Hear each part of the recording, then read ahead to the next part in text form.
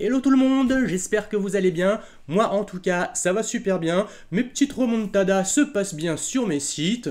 Du coup, je suis de bonne humeur et c'est pour ça que j'ai sorti le Light Hoodie. Aujourd'hui, je voulais vous montrer une petite partie que j'ai jouée face à une Caro-Kann et ça va me permettre de vous montrer d'autres choses sur cette ouverture. On avait vu dans les vidéos d'avant que si les noirs se contentent de jouer comme face à une variante classique sans faire trop attention, ils pouvaient se retrouver dans la viande assez rapidement.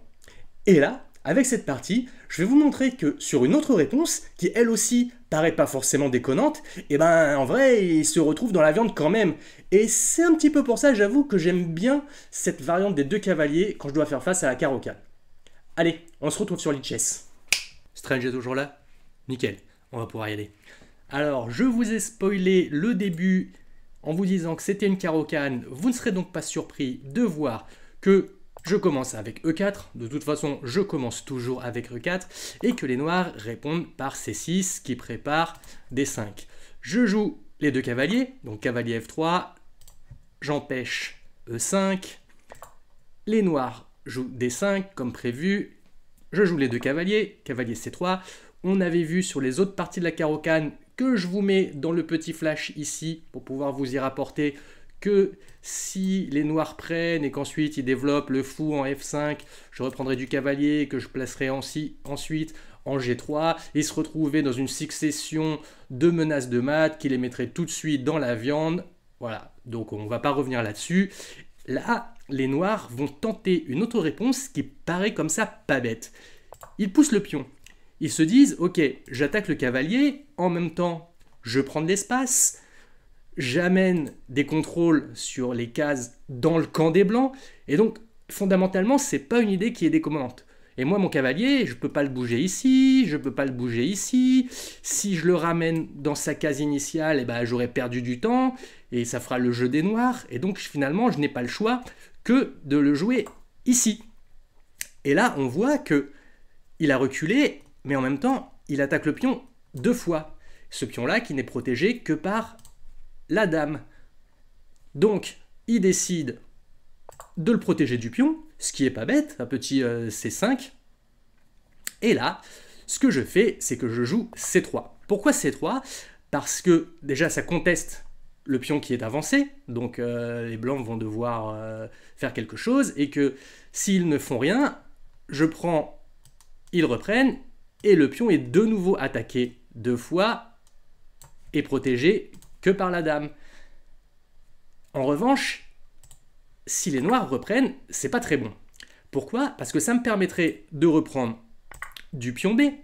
Et si les noirs continuent et qu'ils jouent un coup de développement, je sais pas moi, cavalier C6 par exemple, là je peux poser D4, ce pion est protégé 3 fois, attaqué 3 fois, non il est protégé 4 fois, pardon, attaqué 3 fois ici, et au final je me retrouve avec un centre qui est vraiment pas mal, qui contrôle plein de cases, mon centre est fort et c'est déjà avantageux pour les blancs. Du coup, ils peuvent pas faire ça. C'est pourquoi ils poussent en se disant encore « Oui, je vais gagner encore plus d'espace, je regagne un temps sur ce cavalier qui n'a pas d'autre choix que de bouger ici. » J'aurais pu éventuellement le jouer en C3, mais ça aurait été moins bien. Pourquoi? Parce que là, ils renouvellent l'attaque sur ce pion une fois et deux fois avec le fou, qui est de nouveau protégé qu'une seule fois avec la dame. Donc, qu'est-ce qu'ils font? Ils le protègent du pion. Sauf que ça, c'est déjà une erreur. Pourquoi? Parce que le petit C3 que j'avais joué ici, en plus de contester le pion qu'ils avaient avancé, ouvre la diagonale de ma dame.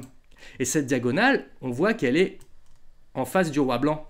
Ce qui me permet de jouer un petit échec que les noirs vont tenter de contrer, sauf que ça ne marche pas parce que ce pion-là va tomber, ce pion-là va tomber, et ça a provoqué l'abandon direct de mon adversaire.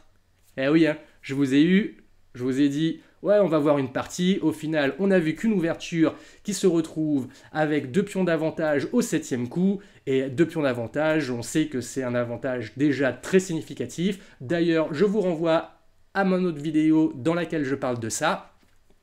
Mais bon, je suis quand même sympa. En vrai, j'avais une deuxième partie qui est un peu plus complète et on va voir ça.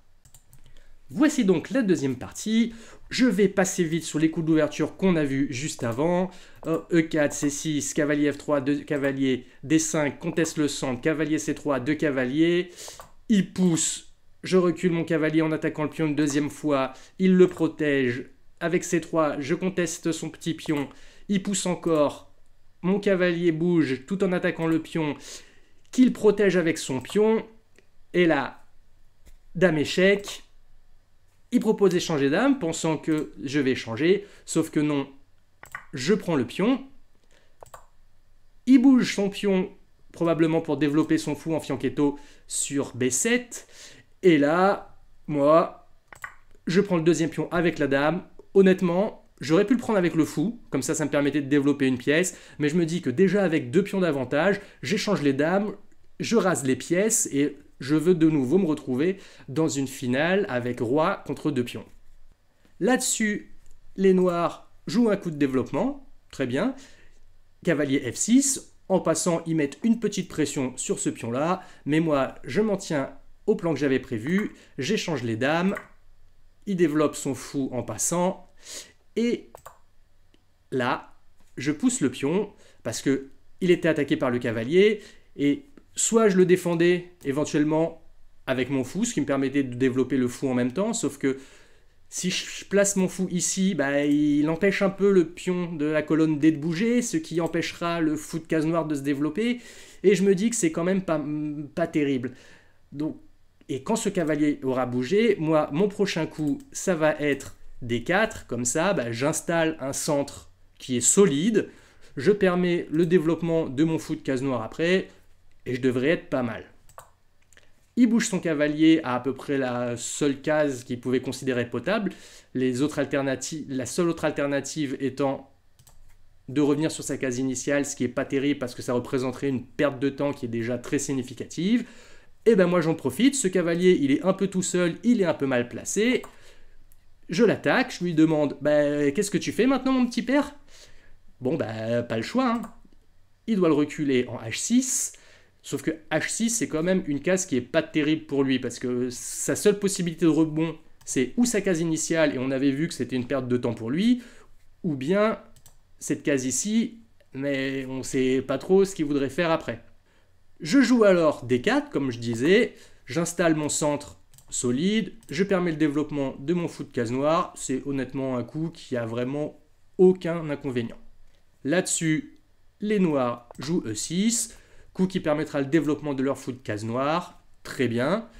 Et à ce moment-là, moi, je développe mon fou, je prépare mon roc en D3 parce que c'est probablement la meilleure case. En C4, ça aurait été probablement moins bien parce qu'avec son pion en E6 qui tient, il se heurterait à un mur et il aurait finalement pas beaucoup de vie sur cette case. Là, c'est contrôlé, là, c'est contrôlé. En E2, ce serait un petit peu moins bien, je pense qu'il serait un peu moins actif. Ça aurait été probablement possible également, mais j'ai décidé de le mettre en D3 parce que vraiment je pense que c'est plus actif. Il va avoir une belle diagonale ici. Si les noirs décident de roquer de ce côté-là, il est déjà en face du roi prêt à l'attaque, donc c'est pour ça que je choisis cette case-là. Les noirs continuent leur développement, préparent leur roc avec fou E7, très bien. Et là, on pourrait penser que j'irai roquer parce que c'est le coup naturel pour moi, mais vous voyez, ce cavalier que je disais qui était mal placé ici, il est en ligne de mire du fou de case noire. Et si j'arrive à l'échanger, je vais péter la structure de pion des noirs et ça va les empêcher de roquer de ce côté-là parce que leur roi serait vraiment trop faible ici. D'un autre côté, ça va être compliqué pour lui de grand roquer aussi parce qu'il a plus ses pions devant et il a des faiblesses sur case blanche. Donc si j'arrive à faire ça, aucun des rocs ne sera bon pour lui. Et de plus, j'ai vu également que le pion G7 était un petit peu faible et ça me fait faire le coup qui va suivre, qui me permet de faire une pierre de coups, à savoir menacer le pion en G7 et menacer aussi l'échange de ce cavalier-là. Alors, les noirs ne peuvent pas avancer leur pion parce que sinon, je prends le cavalier gratuitement. Eux vont se resservir sur mon cavalier, mais ils se retrouveraient avec un pion ici, c'est pas terrible parce qu'ils sont doublés, isolés, et ça va être des faiblesses sur lesquelles je vais pouvoir attaquer, peut-être en reculant mon fou et que sais-je. Il veut pas que je le prenne dans ce sens-là, et ils jouent leur cavalier en F5. Sauf que, il y a plusieurs problèmes. Si j'échange le fou de case blanche contre le cavalier, G7 perd sa protection, et je peux récupérer un pion supplémentaire sur échec. Ça me fera 3 pions, honnêtement, ce serait déjà super gagnant. En revanche, j'ai vu une petite magouillette supplémentaire, à savoir G4, et ce cavalier n'a plus beaucoup de cases. Il pourrait venir là, on ferait un échange probablement ici, et je récupérerais le pion G7 quand même sur échec. Et il n'a pas d'autres cases, ce pauvre cavalier. S'il revient là, je l'échange comme j'avais prévu avant, et je me retrouverai de nouveau très bien. Il décide donc de le ramener sur sa case initiale. J'en profite pour gratter le pion G7, qui est aussi protecteur du cavalier. Donc là, il se retrouve avec un échec à parer et un cavalier qui va mourir au prochain coup. Et c'est pour ça que mon adversaire a abandonné ici, parce que je me retrouverai avec 3 pions d'avantage plus un cavalier, et là, autant dire que c'est un avantage matériel qui est écrasant. Bon, j'espère que vous n'avez pas trop été déçus par la taille de ces parties, mais ça montre que cette variante des 2 cavaliers avec la carocane, si on n'y fait pas gaffe, elle peut très vite faire très mal. S'il joue comme une variante classique, avec des fous F5 et compagnie, ils se retrouvent dans des attaques des attaques de maths successives et ils vont prendre cher très rapidement. En même temps, on voit que s'ils poussent pensant que ça va être bien, et ils se retrouvent très mal aussi en perdant de pions. Et j'avoue, c'est pour ça que j'aime bien cette petite variante, parce qu'elle est un peu moins connue que la variante classique, et si on n'est pas bien préparé, on peut vite se heurter à quelques pièges qui permettent aux blancs tout de suite d'avoir un avantage qui est vraiment très fort. Alors voilà, j'espère que peut-être le fait d'avoir vu ça, ça vous donnera envie encore plus, si ça n'avait pas déjà été le cas avec mes 2 premières vidéos, de tenter la variante des 2 cavaliers contre la carocane. Alors, si cette petite vidéo vous a plu et que vous aimez voir comment on peut prendre tarif sur des petits pièges d'ouverture, n'hésitez pas à me le faire savoir dans les commentaires. Aussi, partagez la vidéo, ça aide toujours.